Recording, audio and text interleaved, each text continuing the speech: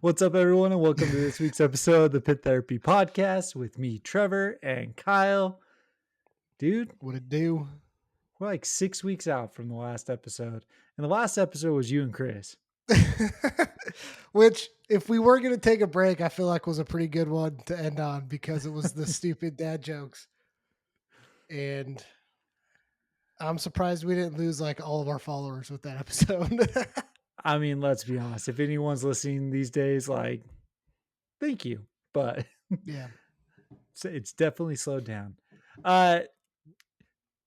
Y'all noticed, anyone who is still here, we did take a break. I had some crazy stuff happening in my house. Wife ended up having a back surgery, switched jobs, a few things going on.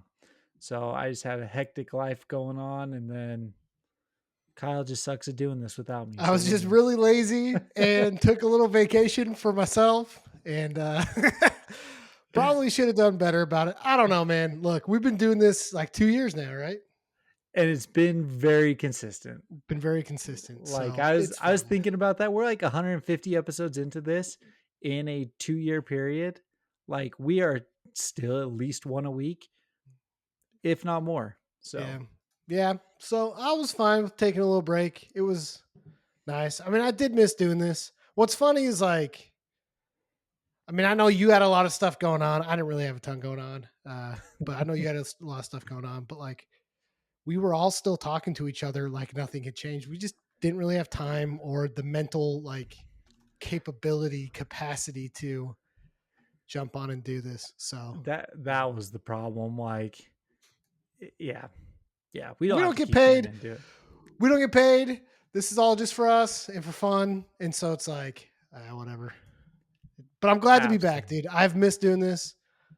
I've missed talking about it. Me too. Yeah. Me too. So here we are. Well, since that time, part of our vacation, we did get together. We went to Flyover Fest. That's what we're going to talk about today because, to be honest, like, I thought it was super dope. I thought Flyover turned out awesome. For anyone who is traveling to festivals and had written off Oklahoma, go to Oklahoma. Like, it was dope. The location, the venue, shout out to Backroom Production, shout out to Flyover. Like, they put on a dope festival. Shout out to freaking Oklahoma City Farmers Market too. The Farmers Market, the antique mall around it, like that whole area, was so cool. Awesome. It was so cool. Yeah. I was extremely impressed, and I will speak very highly of Flyover. So if you're looking at going to a festival and this isn't on your list, like, put it on your list. So well, we can get more into it. There's a few like tours, new songs and stuff I want to talk about. Yes. Stuff before. Absolutely. The big song that I want to talk about was the single that was released from Converge. Okay. Did you listen to it? I didn't. I suck. Tell me about it. It's all right. Is it on anything yet, or is it on YouTube? It's on Spotify and Apple Music and stuff. Yeah. Because it wasn't at first, right? Well, I don't know. They I think originally, like the first release of the song, I want to say it was on like XM radio on the like Octane thing or whatever. Because I saw these posts online of people being like, I've listened to way too much Spirit Box and Sleep Token just waiting for a Converge song. So it's like, it's kind of random. It's pretty, I don't know how that got set up or why they would think that, like, I don't know. Maybe this is just old man talking, but like, what market is Converge trying to go after if they're putting it on Octane? Like, those people don't know who Converge is. I don't know, man. If you think about who's listening to Octane these days, it's probably someone who grew up in the 90s and early 2000s, like metalcore scene, who's transitioned to that brocore, gymcore kind of stuff. If you grew up in the metalcore scene in the 90s, you're not listening to Spirit Box. You're making fun of it just like the rest of us. If you've stuck to it and you became a gym bro, like, you have Octane radio. Like, kids aren't paying for Octane radio. Look, it's people who are in their 40s. I sent this song to a guy I work with whose favorite band is August Burns Red. And he was like, he's all, there's no way these guys have been around since like 98. And I'm like, yeah, dude, Converge is like one of the greatest. And he'd never heard of them. So that's just like, I don't know. I don't know. Regardless, it's on Apple Music. It's on wherever, it's Spotify, all the stuff where you listen to stuff. The song absolutely rips. I think Converge is like incredible for certain albums. There's some albums where I listen to Converge and I'm like, I don't know what I'm listening to. You know, Sure. maybe I'm not smart enough. Like I can't do math on paper. Like I can't understand math and music. So like math rock just like sometimes passes right through me and I don't get it. Some Converge though is just like top tier. Nothing will do it better. And this song Yeah. falls in that. This one, Love Is Not Enough, is so freaking good. It's just chaotic enough that it gives you like what we've missed, right? The chaotic metalcore that we've missed. But then his vocals and like the tone of the guitars and stuff has such a good like hardcore tone to it that it's just it scratches a huge itch that I don't think's been able to be scratched in a while. I'm listening to it right now. This this is gonna sound stupid. Listen, and y'all can suck it.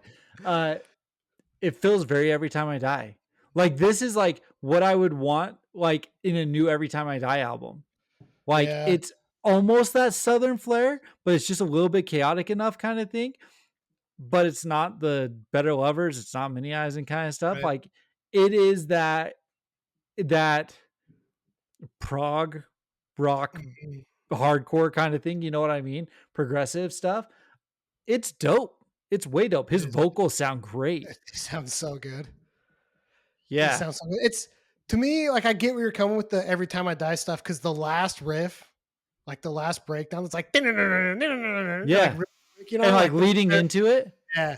But it's like a little toned down, a little darker sounding, which I think makes it hit so much harder. Exactly. It's not the upbeat kind of southern flair that Every Time I Die has, but it's that same tempo, that same patterns that Every Time I Die would do kind of thing, that chaotic into those breakdowns and stuff.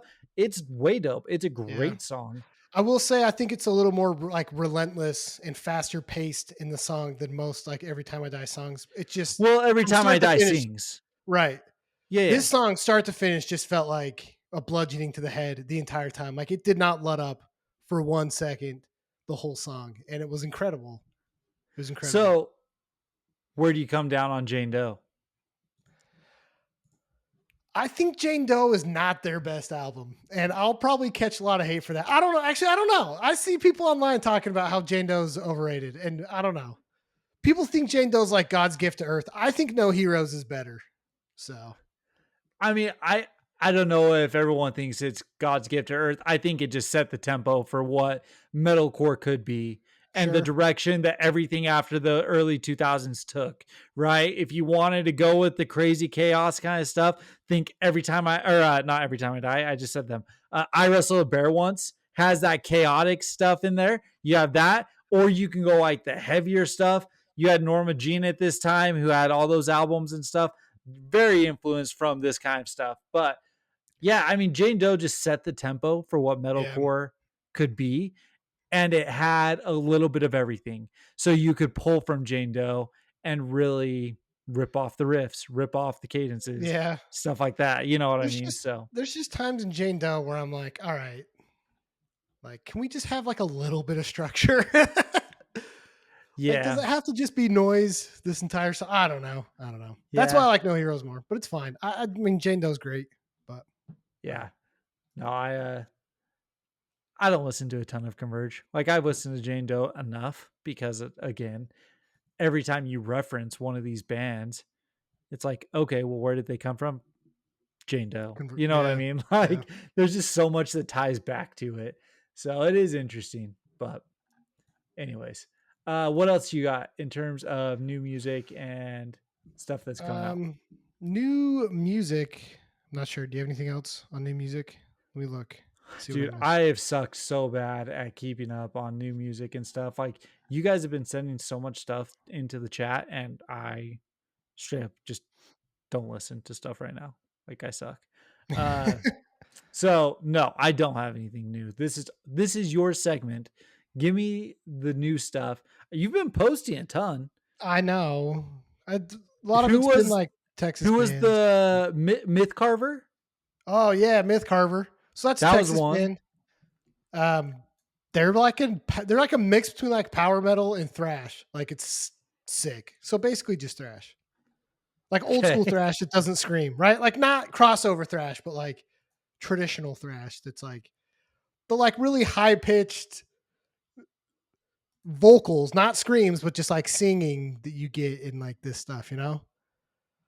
But it's tight. Like, okay. Not quite 3 inches of blood, but like No, no, I'm listening to it now. you get what I'm Yeah, it's saying? dope. Yeah. It's cool because they have like some parts that are like you can hear the hardcore influence. They're playing hardcore shows, which I think's dope. You know, I don't know how often you get like a straight up power metal band in a hardcore show. So Yeah. You know, it was funny. I was telling you today that at the new job I started, I was talking to a guy and we were on a Zoom call together. And in the background, he had all these keyboards lined up. And so I yeah, messaged him and I was like, so, like, are you a keyboardist? Did you like play in bands, or is it just like a hobby? Do you fix them up? Like, what do you do? Because they were like legitimate keyboards or whatever. And he messaged me and he was telling me about his story. He was a traveling musician, traveled the world. His dad has like some of like the most well known studios in Hawaii, Texas, and one of the Carolinas, I think. nice. Yeah, But he was telling me like stories of like sitting there and like as a kid hanging out with like ZZ Top and a few of these people and stuff like that. Um, but we were talking and he said, you know, I've only talked music with one other person since I've started here. And that guy's into like heavy metal and hard rock. And I was like, okay, well, hold on. What do you consider heavy metal? Like, I'm curious. yeah, And to his credit, he's like, when I think of heavy metal, I think like Pantera and stuff like that. And this guy's from Texas, so he gets it. You know what right. I mean? Yeah, I think that he understands what he's saying. Um, but it is just funny because like the only reason I bring that up is this says heavy metal from Dallas, Texas. And yeah, so like these guys versus Pantera, like sure, you might consider both of them heavy metal, but you know, where do yeah. you put Pantera? It's heavy metal. Like Heavy metal? Yeah, it's just yeah, a you know, introductions in like the like a little bit of crossover into thrash. I think a lot of those like little Metallica and bit. Yeah, stuff yeah. started to open the doors to thrash metal. You know, I just Yeah. think that like I just think the spectrum of music has shifted so far since Metallica and Pantera that like you really just do categorize them as heavy metal instead of like thrash, right? Because when Yeah. I think thrash now, I think you know municipal waste, Yeah, that like the modern Warbringer, thrash, much yeah, more aggressive, much more heavy. Yeah. yeah, Like the power trip stuff, power trip influence stuff. yeah. So for Um, sure. another album, the Drain album. Did you listen to that at all? Nope. So it's a Drain album. Okay. Sounds the same as the last two albums. Okay. Not necessarily complaining about that. I like Drain. I like their sound, but like I don't know.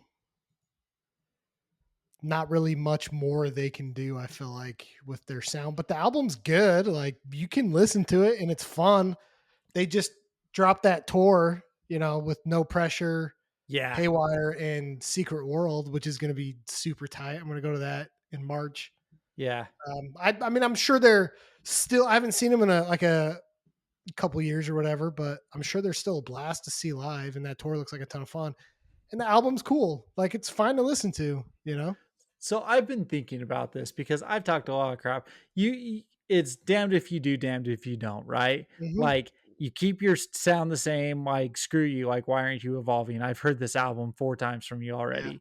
Versus you go too far off and it's like, what are you doing? Like you're not Hmm. even trained. Change your name. Like I'll go Yeah. back to that kind of thing. For a band like Drain, who's playing these large shows, kids are still getting introduced to them. Like I guess I don't really care if they have kind Yeah. of the same album again. And it's going to kind of go back to, well, I shouldn't say, never mind. I won't make that comparison. Because I just get slammed in the comments. that we don't have. Um, it's like, listen, whatever kid is introduced to Drain tomorrow, this is going to be their favorite album. The kids who were Yeah, introduced to Drain 3 years ago, the last album was going to be their favorite album. sure. You know what I Right, mean? and I think their first album's their best album. And that's when you were introduced to That's what Drain. I was interested. Well, But I also feel like, yeah, I mean, and it was their first album, so it was like, okay, like that's Drain to me. Like everything else is just this is just a better recorded version of their first album.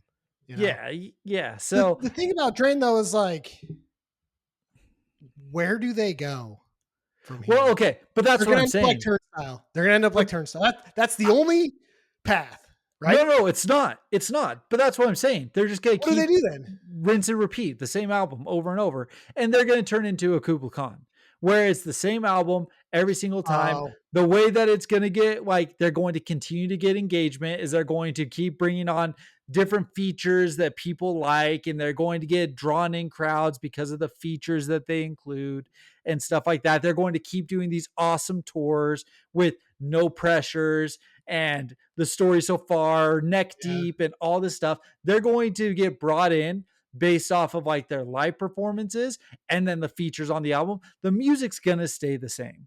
And So if they do differentiate, they're going to get flamed for it. You know yeah. what I mean?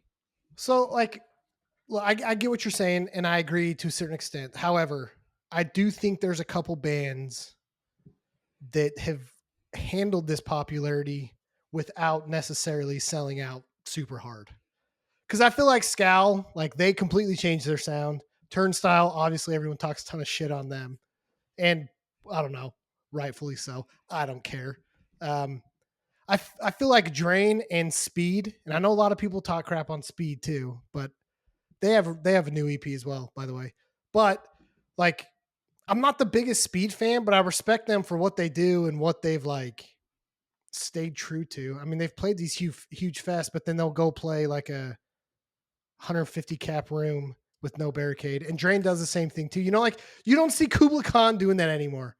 Like those guys feel like they're just in it for the clout for social media now. And maybe I don't know them, so like I don't know. That's just the feeling I get from all the stuff I see online. But I just feel like Drain, like they're either going to pump out the same kind of music, but they're still cool guys. Their shows are still fun. They don't seem like they've sold out. I'm cool supporting them, whatever. If they, Yeah. I just feel like sonically though, if they're gonna change their sound, the only way that is gonna make sense is if they go a Turnstile and make like a pop rock album. Or hear me out, Drain, because I know you're California boys. Give us a skate rock album. Give Skate us a punk skate album. punk album. Yeah, dude, I'm down with that. Like Dude, old AFI, man. Bring out old some like old school AFI. Yeah, skate dude. punk with your heavy vocals. Like, let's do it. Like old school Ignite. Like, give us something like that. Yeah, Give us dude. like, dude, Drain. That would be the album to do. That would be Yeah, so dope. that would be So sick. Yeah, I don't know. But I mean, their new album's good. Like, go listen to it. You know, it's fun. I'm super excited to see them. I think that lineup with No Pressure and Haywire and Secret World is going to be a ton of fun, like a ton yeah, of fun. So yeah, it sounds yeah. dope.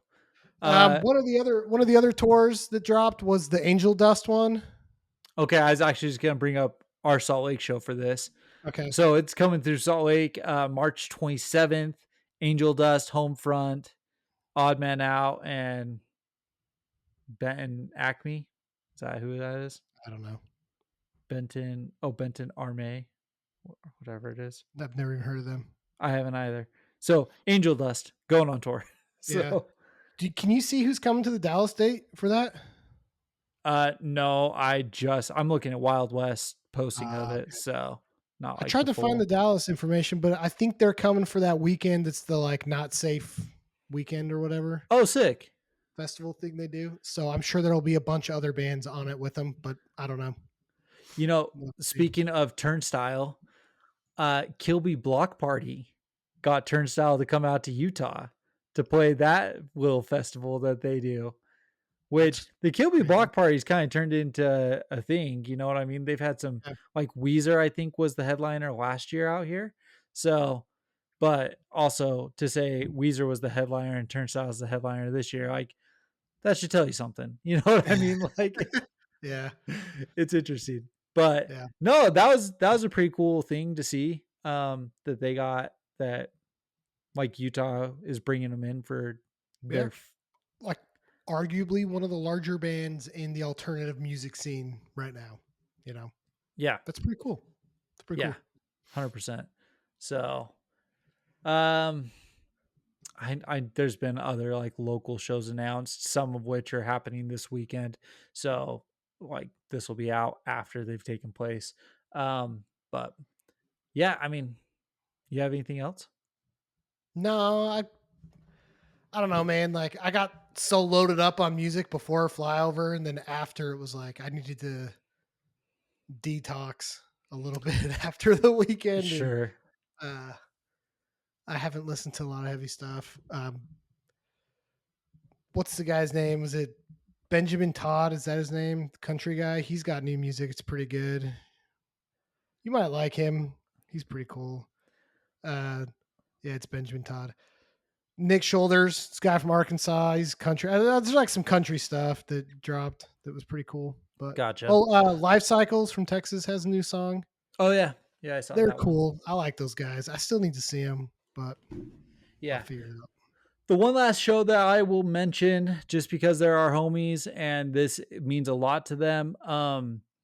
Strike Face is doing a little festival out in South Carolina, Yeah. Lumpy Fest, for their brother who passed away last year, a couple years ago. And it's going to have like Heavy as the Heads on it. Strike Face is obviously on it. A bunch of just the local bands and stuff. And they're doing like donations so that they can donate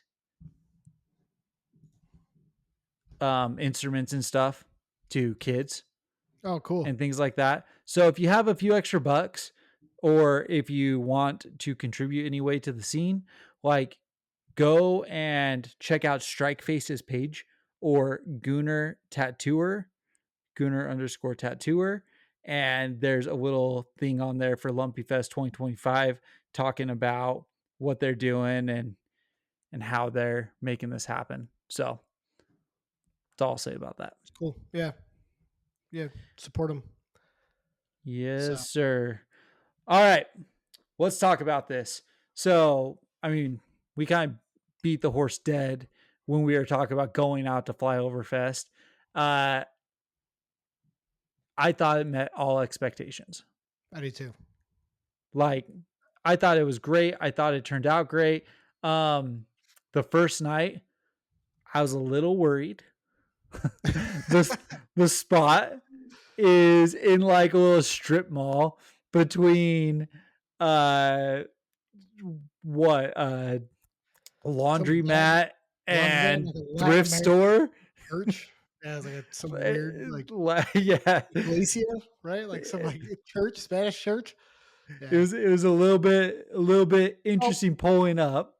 okay. Before we get to that, though, I picked you guys up from the airport. We drove up there. I've never been to Oklahoma City, dude. Look, I don't want to like talk crap on a whole city, but like, it's kind of a weird city, right? Am I the only one that thought that? You know what? We stayed in, what was it called, Brickyard or something like that. Bricktown? Yeah, because we Bricktown. were yeah, we were bricked up from Bricktown. Uh, that area was super dope. That I was thought nice. it was a cool area. Yeah. Like, if we were the type to go bar hopping and clubbing, like, it was actually not what I expected in the middle of Oklahoma. Like, Yeah. I'll just say it like that kind of thing. And then you got a little bit away from it, and it is what I expected in Oklahoma. That's all we're gonna say about it, right? It's Yeah. exactly what you expected from Oklahoma. Yeah, exactly. So when we were driving to the pre-show, though, we need to give a shout out to this company or that comic store. What was it called? Action Toys. Is that We what it was were called? I was just looking it up. we were pretty early to the pre-show because we had nothing else to do. And as we were driving there, you spotted this comic store. I think it was called Action Toys, right? Action Toys and Comics or something Action like that. Comics and Toys or something. Yeah, yeah.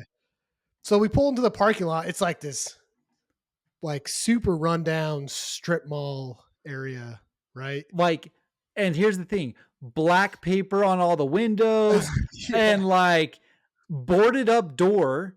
So Uh-huh. like you're like, dude, go and see if it's open.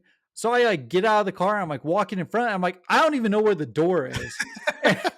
And there's some dude standing in the car. And I turn around to go back. He's like, hey, the door's right here. And it's like straight up boarded up. You never Yeah. would have known. Uh-uh. And so we were like, okay, cool. So we go and we walk in, and this is like 5 storefronts big. Yeah. It was Yeah. massive. So Yep. Like continue. imagine you're at like the mall, right? And it's like 5 of those stores like lined up. The first row was like cards, so like sports cards. They had like Michael Jordan cards, all these awesome like basketball cards, and But I then think they they had a had bunch of cool like Pokemon cards and stuff. Star Trek signatures and Yeah, Star Wars and like old like movie stars that would happen to be put on like on a card card. instead. Like Yeah, it was like weird way dope. like TV shows from the 50s or something like that. They'd made like cards out of, and they were signed by people.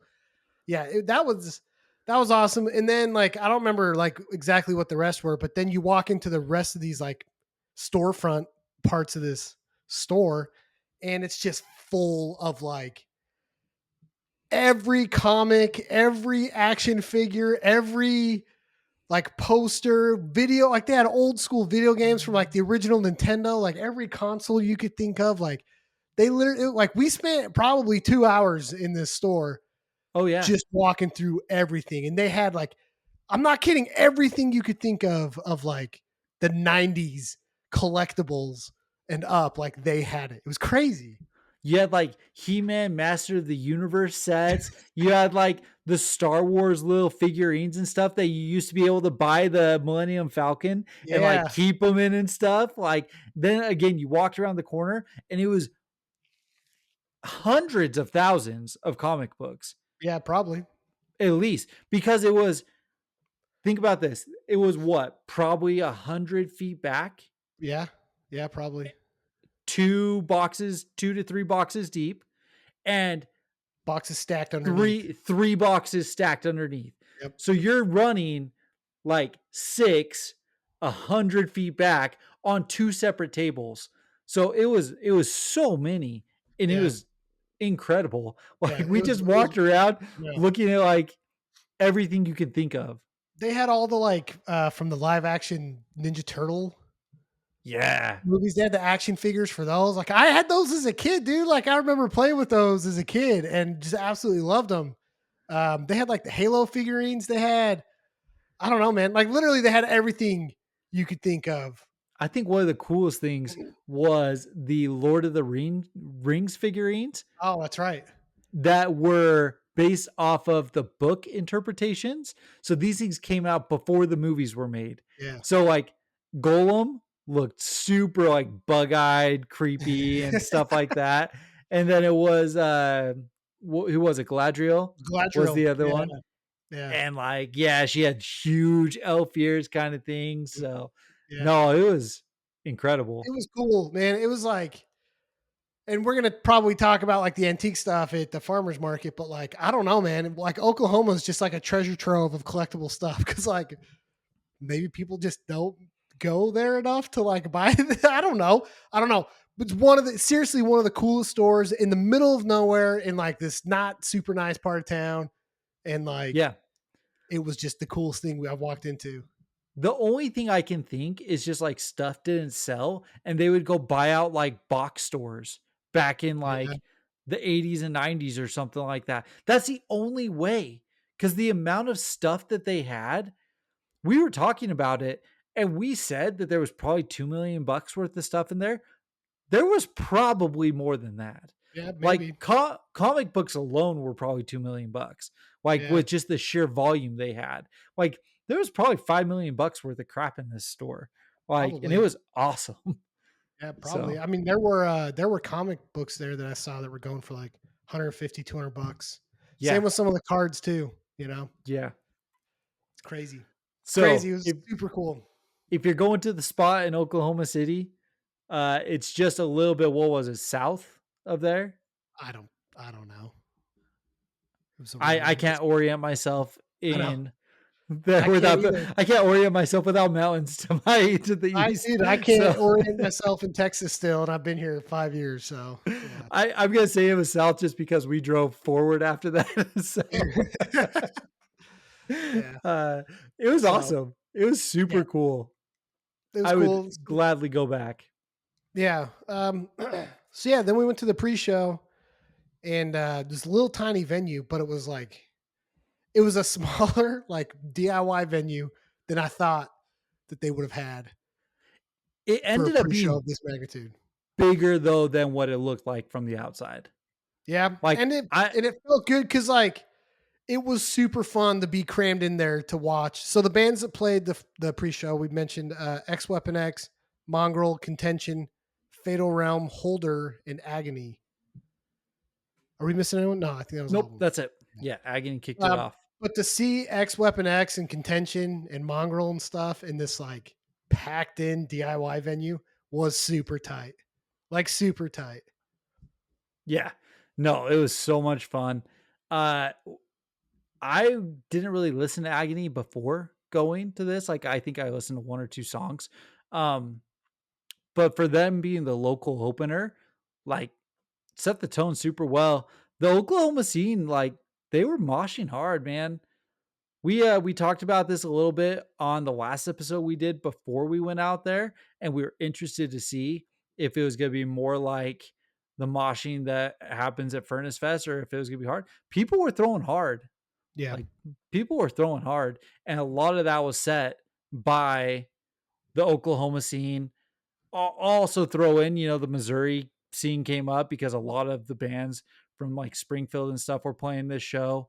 Um, it was cool. It was an awesome thing to kick off. And then Holder, they were dope. Never listened to them. They were a late addition. Someone dropped off. I don't remember. I don't either. And they were able to slip into that slot. Out of the four big bands, though, who were you most impressed with? Um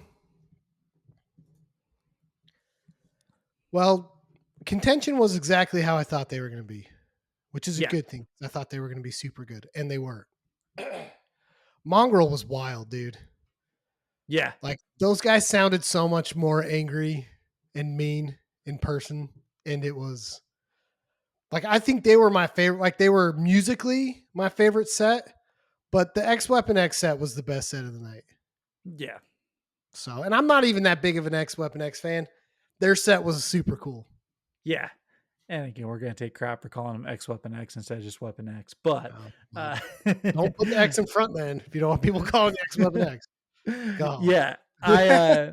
So I recorded their opening song, Weapon X, Straight Edge, F you, tried to post it, and immediately Instagram's like, are you sure you want to do that? Like, I'm just gonna tell you now, we're gonna flag it if you do post this. So, ended up posting it with a couple middle fingers instead. That was a compliment to the band. I hope everyone knows I wasn't moving off the bed. So freaking, it was awesome. Contention, awesome. again, they were the reason that I bought the tickets. Was I wanted to see Contention, and again, exceeded all expectations. Mhm. My dumbass went and jumped up on stage during Inflict My Will, and I go to jump off, and whoever I landed on just shoved my butt in the air, and I landed straight on my face. Like, if anyone has the video of the idiot falling straight on his face during Contention, send it to me because it was me. It looked So cool though. It looked cool. So until you see the video, and I just look like an idiot on my face. I mean, we all looked like idiots, but yours looked less idiotic, I guess. I was surprised by Fatal Realm. That's not typically music that I would listen to, but they were Okay. really cool to see live. So Yeah. And Fatal Realm, I feel like, was the predecessor to what Day One was. Like, yeah. Fatal Realm was more on the hardcore side of the slam stuff, but we got a lot of slam in Day One. Yeah. So it kind of set it up good. So yeah, the pre-show was awesome. Like the venue was awesome. One thing I want to mention though is that little Asian lady that was taking pictures. Whoever Dude. she was on it. It Like was insane, dude. we need a message back room and just be like, do you know who this is? Because I'm super curious to see the photos. They Yeah. were there for all 3 days. For whoever wasn't there, we should have taken a picture of this and like posted it because she was awesome. I thought she just came from one of the storefronts next door. We're Right. standing there during Fatal Realm. People are swinging hard as all get out, and she is right next to the pit Yeah. and like between legs taking pictures. And she had to have weighed 80 pounds. Like she was probably 70 years old, 80 pounds, little Asian grandma. Like Yeah. she could have been Well, there destroyed. were a couple times where we were like trying to move her back and stuff, She's and she like, was like no. pushing us out of the way. She's like, no. And I'm just like, dang, man. This little lady's Yeah. tougher than all of us in here. I want to find those photos. I've got to find those photos. It was It legit, was dude. awesome. So So yeah. So yeah, then next day, Saturday was day one. Um, the venue was tight, man. It was like it's like one of those like mission style Spanish buildings that you would get in like California, right? yeah. And it's like a couple blocks, this farmers market, and they've got all these cool little shops around the actual venue. But on the main floor, when we got there originally, they were doing a farmers market. Like there was a full blown farmers market going that morning of people selling their stuff. And the actual concert venue was on the second floor of this building. But I mean, people saw the videos. I thought it was like the perfect setup for the venue. It was awesome. Like he, this is my one complaint. Okay. People didn't want to get hit. So, especially on day one, during like the slam bands and stuff like that, there was way too much space. Way too much Yeah. space. Day two, it started packing a little bit more because there was a lot more like jump off the stage, crowd surf a little bit, like try at least try. Day one, it was just non existent. If Flyover goes back there, I would suggest just scoot the merch tables up 10 feet on Yeah. both sides. Just force it. Force the area to be smaller so that people have to crowd in. Because like day two, I'll just say like day two, crowd wise, was more fun because Mhm. of the tighter crowd, Yeah. in my opinion. So So here's where people are going to disagree with me on a lot of this stuff. Day one was cool. It was fun seeing those bands, but like I can only see so many like super heavy slam type bands in a day. And we talk about the crowd and how spaced out it is and people not wanting to get hit and things like that. You as a band, are you having fun when you see that? Like, do you think those bands were like, oh, this is so sick? There's like no one in front of us. Like you're playing to people 15, 20 yards down because there's just this giant open space because like look, man, like you and I are not the ones to like judge or talk crap on like hard moshing and crowd killing. Like we participate in the endeavors frequently, but like I feel like when it's affecting the whole crowd to where you can't like have a packed in crowd, should we not like maybe address this a little bit? I don't know. Like maybe I'm just being the old idiot here, but like there's no way bands are having fun singing to nobody. And before you get into that point too that I was going to make is if you're a band and you don't like that, like is it kind of your fault for not making lyrics that people want to come up and grab the mic and sing to? You know what I mean? Like that's the biggest difference I saw in day two is like day two was very like traditional hardcore youth crewy, grab the mic, we're two-step and we're all singing together, we're jumping off the stage. Where day one, like I know that's fun. I know, and there's 100%. I'm not saying there's not a place for this in hardcore. There's absolutely a place for this in hardcore. But it was like the whole day of it. I don't know. I don't know. I don't know. so I think that your second point is the better point. Like so okay, let's just get into this, right? So it starts off with Kopesh. These like they're probably high school. Yeah. Like they are what Oklahoma City hardcore is going to be. Whether the band stays Kopesh or whether they split up and they start their different bands and stuff like that, these kids killed it. It was a great set. They're going to continue to put out music again as this band or as spin-offs. They're metalcore, they were heavy, aggressive, and fun. It was awesome. Yeah. Then you go to Legalize Homicide. And your point about this is my problem with slam is it's what you're saying. You don't understand what they're saying. You know what I mean? Like if you want to go grab the lyric sheet and you want to read what they're saying and you want to spend that time and that effort to do it, more power to you. Yeah, but I can Most I can go up and grab the mic and just go.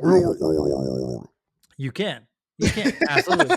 Uh Most local slam bands though, who are not peeling flesh, Yeah. who are not some of these bigger ones, no one knows their lyrics.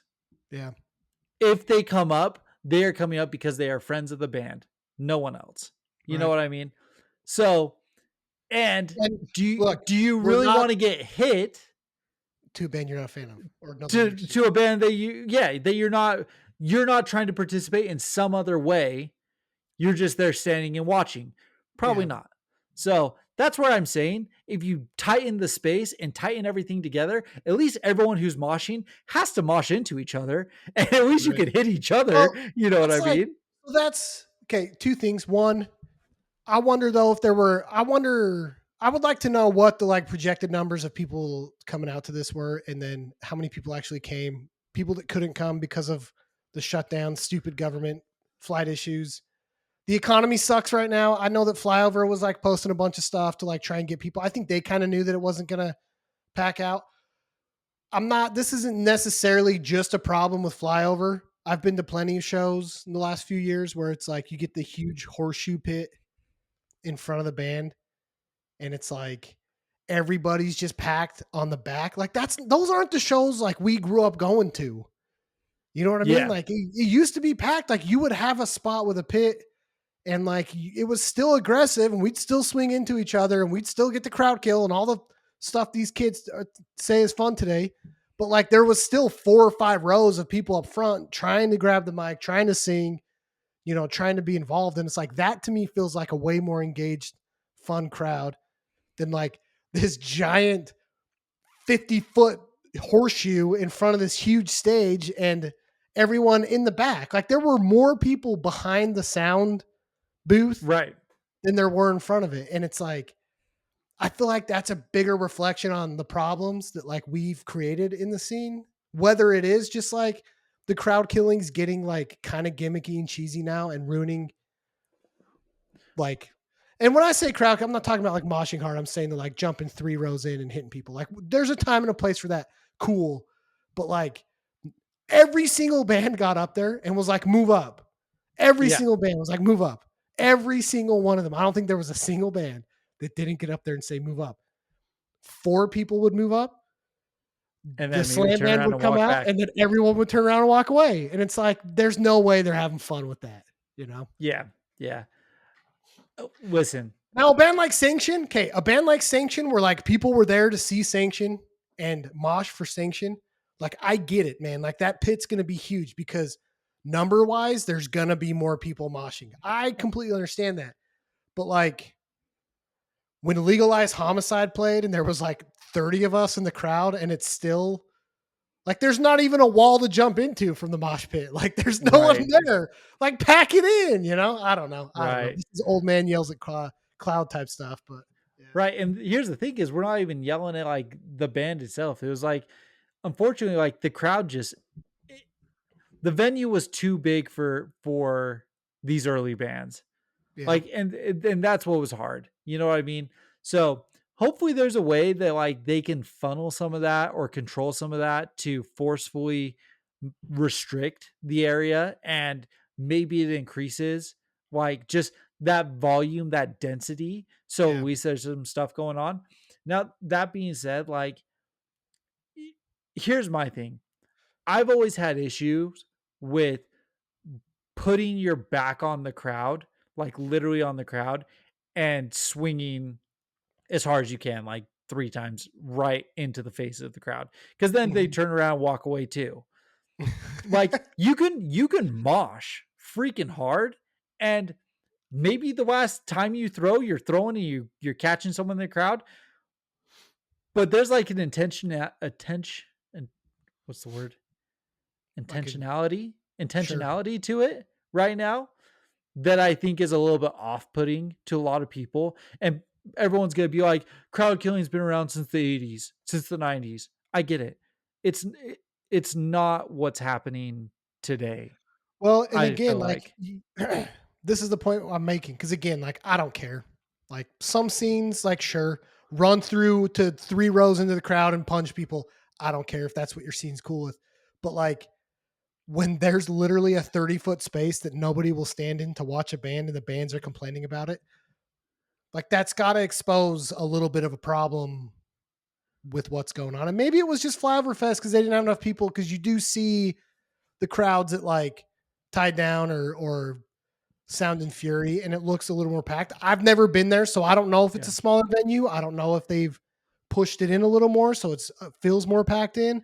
But Or like, you're just seeing the videos later in the day when the crowd packs in, when, because yeah, later in the maybe day, the crowd's packed in at Flyover, right? As soon it as still we wasn't hit, though. I don't think it was. Like Bayway didn't have people up there. Hold My Own didn't have people up there. but here's the problem. So, Inside You did have people there because they were the Oklahoma band, right? They were representing for their team. Lie packed in heavy.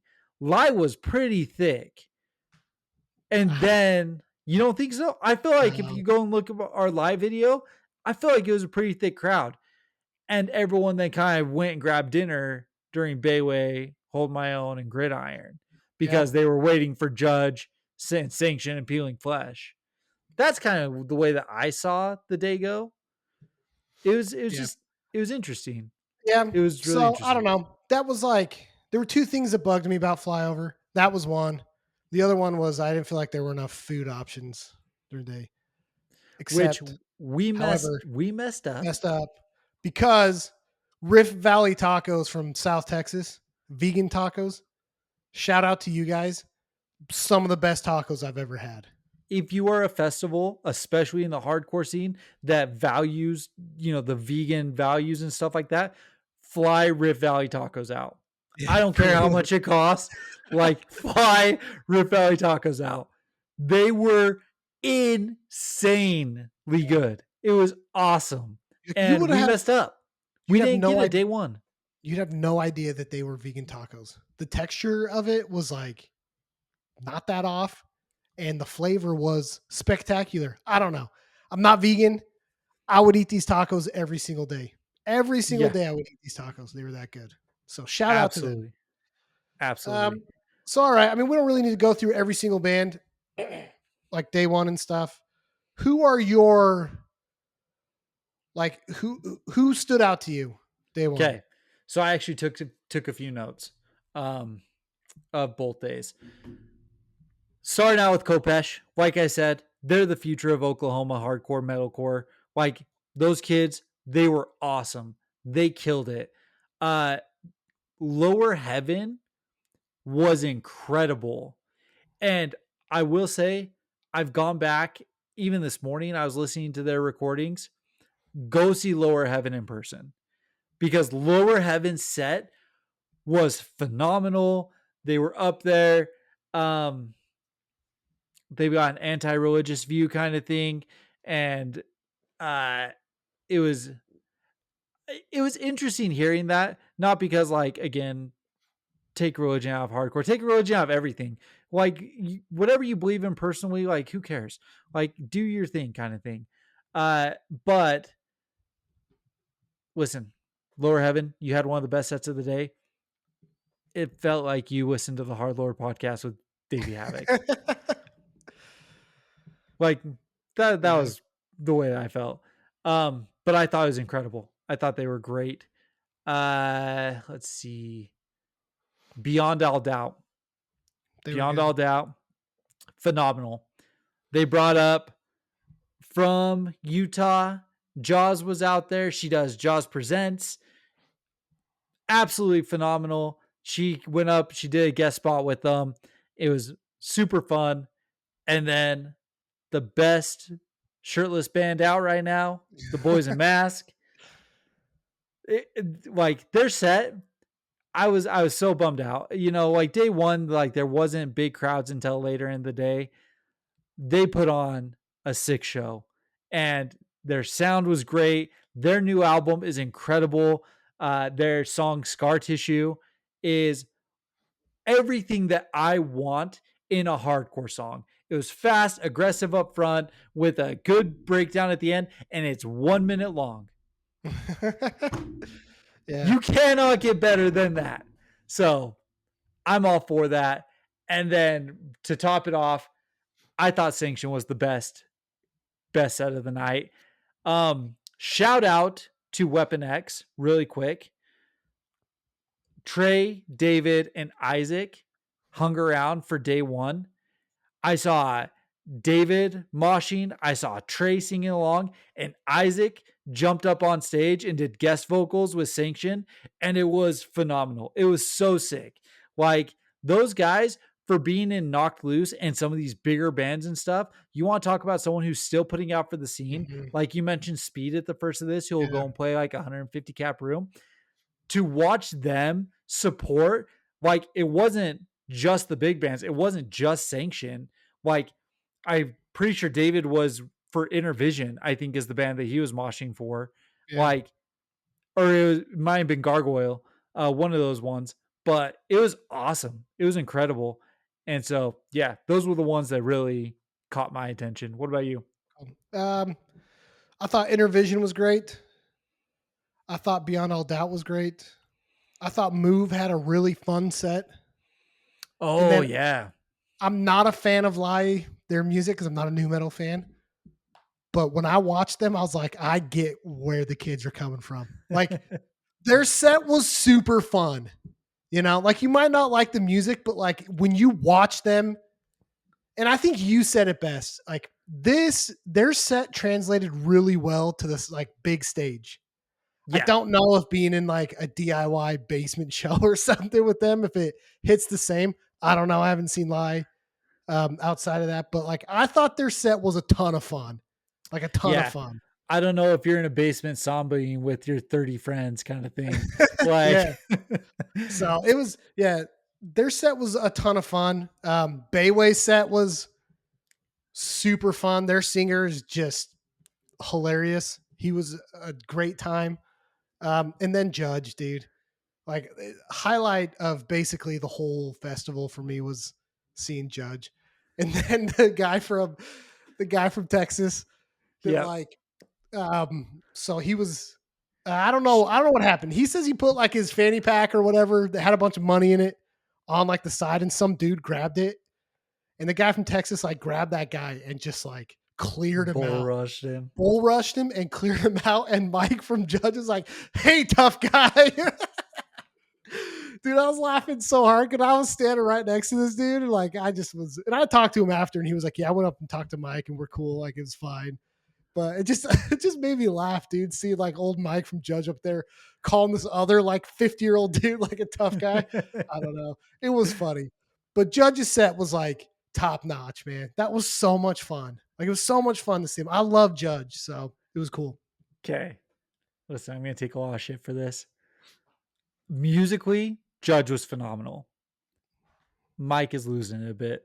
Dude, he's old, but that's not the I, point. That's I not why you know. see Judge. Like, it's, I you know, know. I know. But it just, like, it was cool. I am super stoked that I saw Judge. I think that seeing Judge in a smaller setting again would be incredible yeah, because it's probably. going to only be people who like and support Judge kind of thing. You had the group who was up there singing. There's probably 40, 50 people. And then there was a bunch of people standing in the back, Yeah, you know. it's So for criminal. you up there singing along, It's great. being with the group, it was great. Yeah, I'm it's sure great. it was. Yeah, Me looking from the backside, because at that point I was exhausted and yeah, I wasn't going to do it. Uh, Musically, they were awesome. Mike is, you know, old. yeah, struggled with it a bit. So All right, let's move on to day two, which outside of Judge was my favorite day.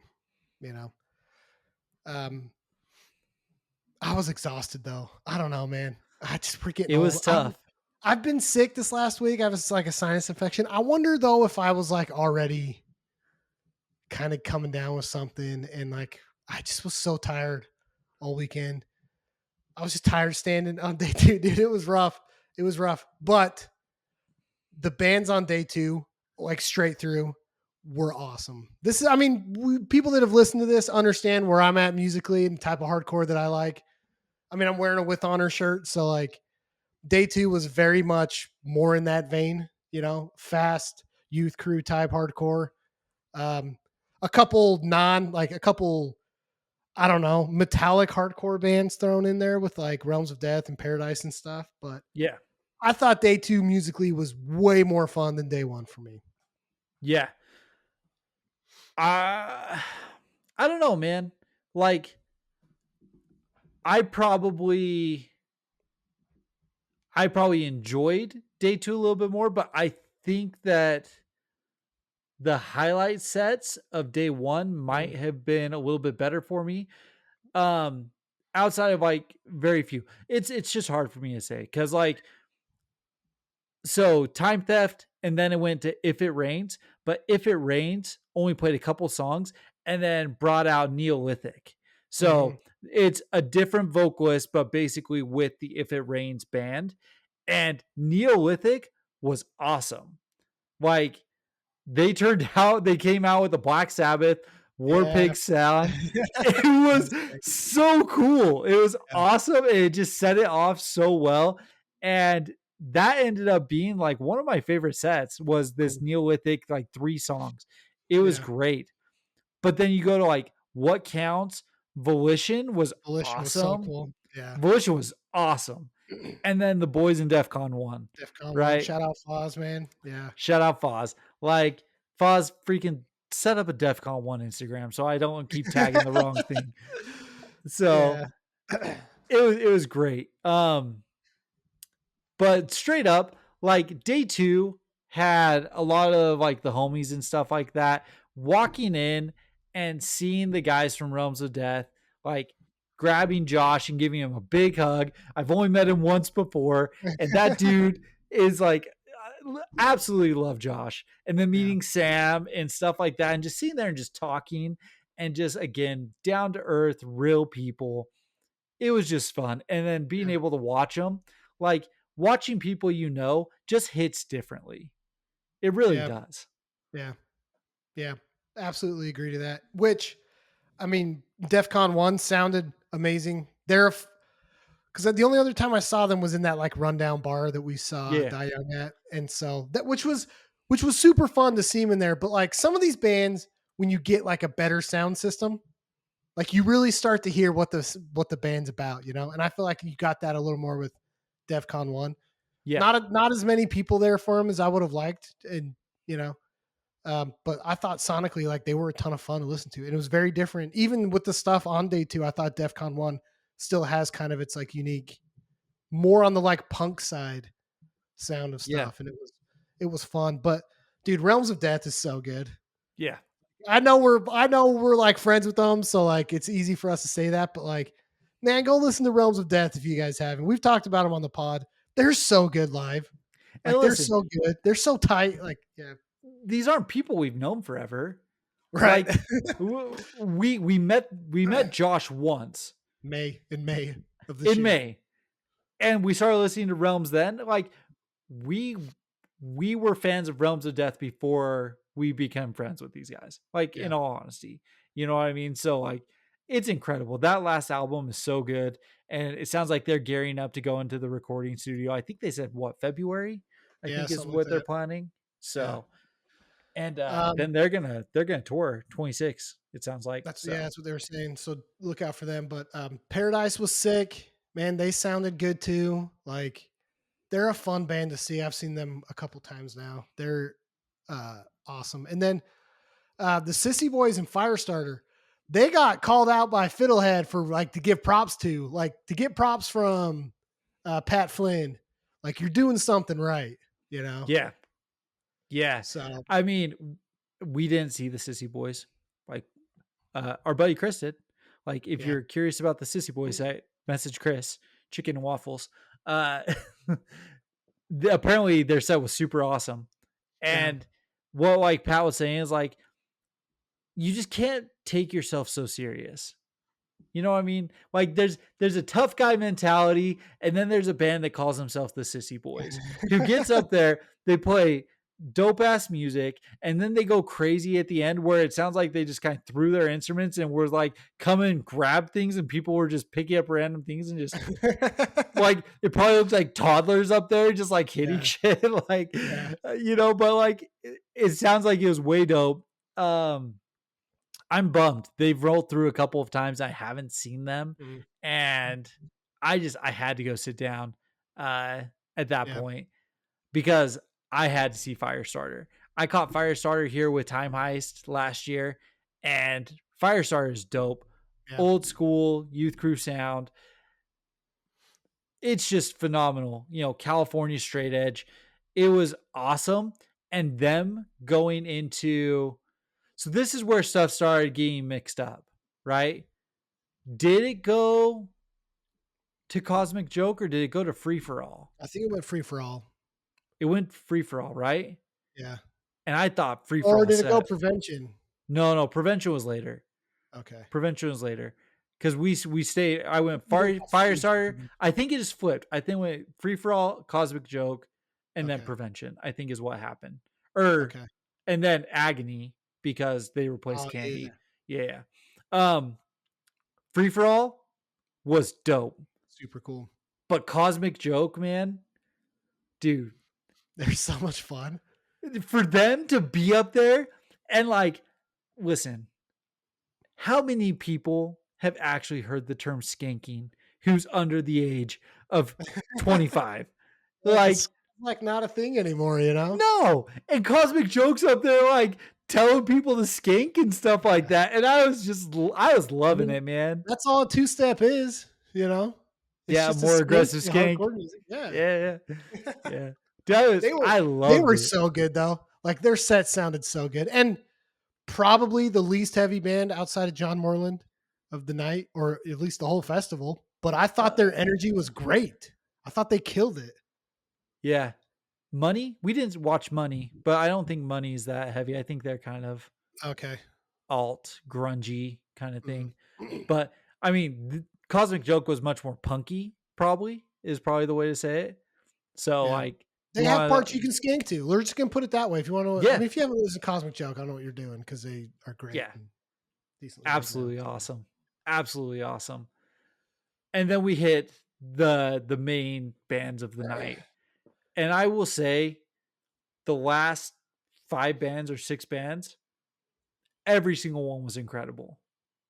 So, um, I think Ozone was my favorite hardcore set of the whole weekend. Really? I just, man, like the style of music, and like I hung out with the guys a couple times at shows. Like they're cool dudes. So, but like the music, it was like dark then, so they had the lights, like the light show, the energy that they brought, and like how tight they sounded together, and like the singers running back and forth on the stage, and like a lot. Obviously, day two is like a lot of Texas bands, so like a ton of Texas guys showed up, and like people went wild for Ozone, but it was Yeah. a good time. Like they were so good. I think they were my favorite hardcore set of the whole weekend. That's dope. That's awesome to hear. I don't know. I don't know because the rest of this night was incredible. Big Boy, Yeah, Big Boy was Big Boy was fun. awesome. I said it all weekend. I'm still disappointed. Not opening up with In the Arms of the Angels is an absolute travesty. From now on, Big Boy, you got to be playing that. Like, that is going to be forever tied to you. So you might as Yeah. well. But him just being like, you will mosh from front to back of this song and you won't stop. And every time there was like even a little bit of low, he's like, you're not moshing. And then, like Yeah. They everyone just went hard. Yeah. They like they're like a beatdown band, but they know what they are and they're funny about it. You know what I Yeah. mean? Like they don't take it too serious, but they make good music at the same time. So it's like the perfect. It's the vein of Tsunami, right? Exactly. Yeah. It's in the vein of Tsunami. You got that Bay Area, like, that's just that Bay mentality, you know what I mean? It's Yeah. almost like it's like the surfer mentality, like, they just Sure. don't care. Yeah. They So, were fun though. They had a really good set. They they had a had an really good set. awesome set. Uh, and then John Moreland, man. Look, dude, What can you say? it's my favorite. It was my favorite set of the entire weekend. I don't I don't know, dude, that like I've ever experienced anything like this at a hardcore show. I don't know if it's because of like the adrenaline through 2.5, 3 days of hardcore music, moshing, you know, especially day two to me had bands that like weren't just angry bands, but were like thought bands, thinking bands, right? Like, meaningful lyrics. Like it's just more energy, more. It's not just fight moshy. It's like more energy, more. I don't know if it was just like the lead up to all this, and then you get John Moreland, dude, out there on stage. They like dim the lights. He's just out there on a chair with his guitar. And it was like 2 songs in, dude. And I'm like getting all choked up. I'm like trying not to cry. And I'm looking around, dude, and I'm seeing everybody in that room wiping away tears. I've never experienced that. And so like by then I'm like starting to cry and stuff too. But like, at concerts, you can like look down the row where you're standing. I'm seeing all these guys, dude, like wiping their tears away and stuff. And I've never experienced anything like that at a show before. Like, I don't know that any other like indie country, folk artist would have had the same effect as this guy in the song he sang. It was, I don't know, dude. I'm like rambling about it, but it was like very emotional for me. It was very emotional for a lot of people in that crowd, men and women. We're wiping tears away. That was a very, very special moment uh, in like my journey of music. However long I've been doing this. Well, and shout out to Flyover into Backroom, and I feel really bad because I kept seeing him. I meant to grab him and talk to him, but the guy who was basically like hosting the Yeah, night, like, he got up there, and before this even started, he was like, "We all know that hardcore is more than a sound. We all know that hardcore is a mentality. There's people who are involved in hardcore who don't play hardcore music, yeah, and that's just who they are." And John Moreland, he exemplifies everything that is hardcore and everything that we stand for in the scene in a different setting, in yeah, this folk music that is something that people can latch onto and is tangible and stuff along those lines. And I think that if he hadn't done that, if John had just come out, sat down, tuned up his guitar, blew on his harmonica a couple times, and then started, I don't think it would have had the same mm. impact. So, like, Oh, I think that setting I the get, tone I get what you're and saying. telling I get what people to come forward really made a difference. Yeah. Yeah. No, I think you're right. I do know that there were a lot of people that were there for John Moreland, though. I do too. We ran into those guys at the elevator that were like, "Yeah, I'm pretty much here just for John Moreland." Yeah. Yeah. But like, yeah, it's awesome because it proves the point that like you don't have to listen to just this like all the time. Like you can listen Right. to a wide range of music, and John Moreland's so good. And like again, like the problem that a lot of people have with a lot of the music that he is a part of is because it's very surface level, it's very commercialized, it's very, you know, you have people writing music for other people that's not genuine, right? But it felt like it hit harder because you could hear in his lyrics and in the way he sings that it comes from a place that a lot of us, at least this is how I looked at it. Maybe this is why I got so emotional, is because it came from a place that I understood. Like I hear a lot of these bands that like sing indie folk music and it's like always about like relationships. It's like, dude, like I don't relate to that. Like I love my wife. Like I'm fine, we're good. But to hear him talk about like the issues of going to church growing up, or the Well, issues and of not I fitting in places. And it's I like, think It just comes The from a place that hardcore people relate to in right. a very emotional way of music. And I think the line, I don't even know the exact phrasing of it, but there's a line in that song where basically it was like, I came over to your house and your mother was basically trying to convert me. And it Yeah. was like at that point, like there's a lot of people who had that experience with the older generation Mhm. where they're questioning God, they're questioning belief, all that stuff. You talk about lower heaven and stuff like that, who's like, religion doesn't belong here and stuff like that. It's because of experiences like that Mhm. that he put into his song because we've all had that. Yeah. We've all had the older generation tell us that we're not God fearing enough and stuff along those lines. And we need religion in our life. And like it turns a lot of people away. And for him to be able to touch on a subject like that, it's something that hits home with so I many think people. yeah, like I think one of the lines in that song was like, "You have to kill what's killing you." And it's Yeah, like Drain in their last album has a song that says like you need to find the strength to kill yourself and like build up something new, right? right.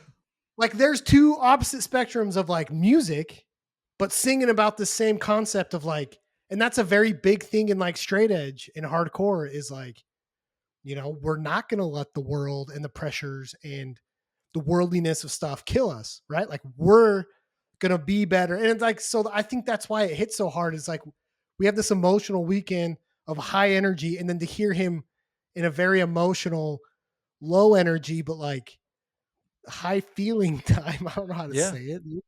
Like I think it touched a lot of people. And you saw it, dude. Like I'm not joking when I say you look around that room and like everybody was wiping tears away. Maybe not you because you sold your soul to the devil or something, but I don't know. Listen, man, gotta believe in something, Just right? So messing with you. uh Anyways, enough of that. no. He was incredible. He was my favorite set of the whole weekend. It was an experience that I've never had before in music, in concerts, and I will cherish that for a long time. So, Yeah, absolutely. So last two bands. You had End It and then you had Fiddlehead. I will say that I actually think that End It was the best set of the weekend. okay. I thought End It was incredible. Akil being up there, he was like basically a comedian and stuff like that. They had like that old like soul song that they've converted into like a hardcore punk song and stuff Yeah. like that. And his singing voice was incredible. It sounded so good. It was a ton of fun. I think, and listen, Jayway from Bayway, like he was funny. Akil outshone him. Like Akil Yeah. was he was better up on stage. Like and Jay was awesome. He was hilarious too. I know Fiddlehead has to be last because I know they have to be Yeah. last. Yeah. Yeah. They should have been before ended because I think that more people would have stayed for ended than what stayed for Fiddlehead. Unfortunately, So I agree with you. I still think Fiddlehead's the should be the headliner or I whatever. I'm not disputing that. I And believe but I agree with you because I'm super disappointed at like how thin that crowd was for Fiddlehead. because So the ended set was incredible. That was probably, I think, the thickest, at least that we experienced. Maybe yeah, Sanction. probably. We left after Sanction, by the way. We didn't see Peeling Flesh in Cold World. We suck. Um, but and it was probably the thickest the crowd was, and I thought that they absolutely killed it. They nailed it. It was pylons. It was people jumping off the stage. It is what I love about hardcore shows in that set. Yeah. Everything just hit 100% perfect for what End It did. And it makes me sad that Phil had to play after that because literally half the room left. Yeah. So, and I know that you were there for Fiddlehead. Yeah, it's a big reason. I like Fiddlehead. So which I thought they were great. I but I was already in like a weird headspace anyways after the John Moreland set. So like End It was great. I loved End It. Like I had a good Yeah. time moshing for End It. It was a ton of fun, but like I was already in such a weird headspace from John Moreland that Fiddlehead I feel like hit a little better. So you're right. Maybe they should have gone John Moreland right into Fiddlehead. ease their way back into the hardcore instead of the whiplash that it was. I just think number one, the crowd would have been thicker for Fiddlehead. I think that there would have been a little bit better engagement. And then to end it on end it, like just the high energy and Yep. him closing out the set with him doing some acapella skinhead song. Yeah. That was Like, hilarious. He's just like, "Hey, this dude, one it for the was skinheads." so And good. he just sang it. There was no instruments or anything. He just sang it. Then when it was like 30-second song, and then when he was done, he just dropped the mic and everyone It just just walked off. walks off. And the whole crowd was just standing there looking at like no Wait, one is was that leaving. it? I don't think anyone knew what was going on. Yeah, dude, that was hilarious. That was Dude, great. it was so good. But to his point, he touched on a lot of what's happening today. He touched on a lot of the political climate, the issues that we're having, the ICE issues, all of that kind of stuff. And I think that he said it the best out of anyone who talked about it over the weekend. Because a lot of bands were like, just F ICE, you know what I mean? Like they said what you're supposed to say. And he even said that like a lot of people are saying what they're supposed to say. I think at one point he said, "You understand that at some point we're going to have to pick up bricks." Yeah, He said something along those yeah, lines, yeah, and he's like, his parents grew up in the Martin Luther King era, and there's peaceful protesting. He's like, peace isn't going to solve this anymore. yeah, It's a weird world. I think he said it the best. I think that it was very thought provoking, and it was it was awesome. I thought, yeah. again, between songs, their performance, everything in general, I thought ended absolutely nailed it. Phenomenal. Aren't they going out on tour, or they're currently on tour or something? I think they're currently on tour. I think this was part of this stop of the tour that they're on, but I'm not sure. And the only reason I'm saying that is because if you haven't seen End It and they're coming through Yeah, soon, it was part of like the tour, which is no, it ended it's in October. yeah, okay. So they were on tour. They were on tour. Yeah, but not anymore. I think they're going to do Well, Europe and Australia. I, I mean, I'm sure they'll be back on tour. Go see End It. Like Absolutely. it was incredible. So So overall, overall, honestly, man, like I don't know that there was a band that we saw that I was just like, I don't ever want to hear that again. no, I mean, even the slam stuff, It's even the great. stuff that we I don't know. listen to, like uh again, back to Legalized Homicide, they were great. Dredge, I thought Dredge was actually super dope.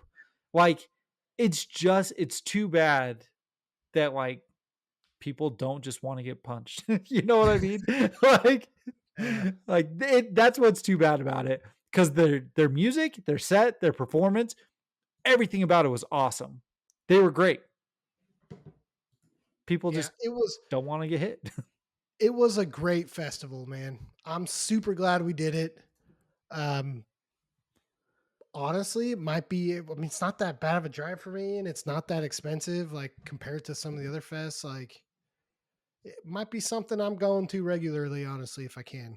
So, Yeah, yeah. And again, Backroom, Flyover Fest, they did a phenomenal job. The venue was dope. We didn't touch on the antique mall, but the freaking oh, yeah. antique mall around the farmers market was one of the So coolest things ever.